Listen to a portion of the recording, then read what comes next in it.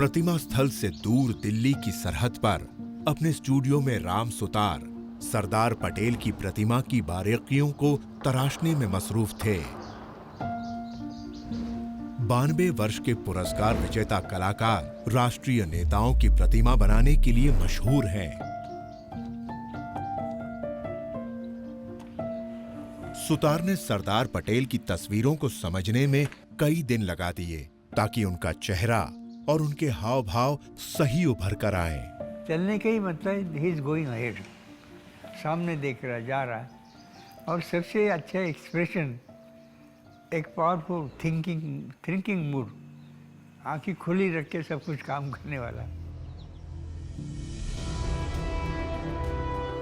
पद्म भूषण विजेता राम सुतार को सरदार पटेल की मूर्ति के 3 मॉडल बनाने में करीब 1 साल लग गया। हर मॉडल दूसरे से बड़ा और ज्यादा विस्तृत था। सबसे छोटा 3 फुट ऊंचा और सबसे बड़ा 30 फुट ऊंचा। नेचर में जो प्रोपोर्शन होता है, जितना चेहरा होता है, छाती कितनी होनी चाहिए, पैर कितना होना चाहिए, उसी हिसाब से ही मूर्ति बनाई जाती है।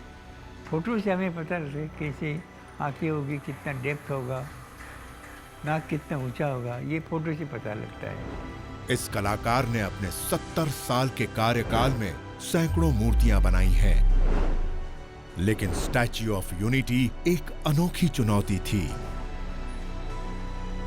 लंबाई चौड़ाई के अलावा ये योजना बड़ी ही मुश्किल थी, क्योंकि इस प्रतिमा को एक इमारत की तरह बनाना था। लोगों की एकमत राय के मुताबिक राम सुतार और टीम ने स्टैच्यू की आकृति और डिजाइन को अंतिम स्वरूप दिया। अगला चरण था कांसे के अगले हिस्से को सांचे में ढालना, जिसमें मजबूत कंक्रीट और स्टील का ढांचा भरा जाएगा। कांसे का ये अगला हिस्सा ढांचे को उसका मूर्तिनुमा आखिरी आकार देगा। कांसा बनता है तांबा, टिन और जिंक को मिलाकर, और ये एक बेहद टिकाऊ धातु है। कांसे की ढलाई बहुत ही मुश्किल प्रक्रिया है और इस काम को एक ढलाई खाने यानी कि एक फाउंड्री में किया जाता है। लेकिन क्या इतनी बड़ी प्रतिमा को बनाने के लिए इतना बड़ा ढलाई खाना था?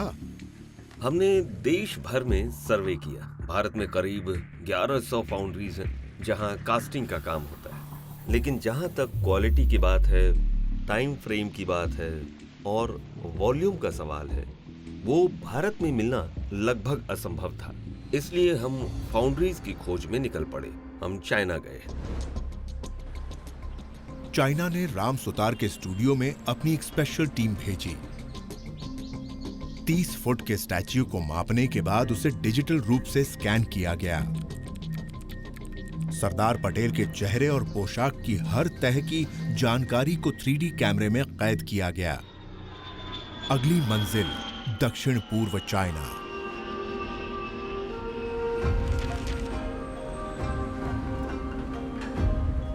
जियांगशी टोंगचिंग मेटल हैंडीक्राफ्ट्स कंपनी कलात्मक ढलाई में दुनिया भर में मशहूर है। स्टैच्यू ऑफ यूनिटी के कांसे के अगले भाग का सांचा यही बना था। राम सुतार की रचना की स्कैन्ड कॉपीज को बड़ा किया गया और एक एक टुकड़े को जोड़कर पूरे आकार का सांचा बनाया गया।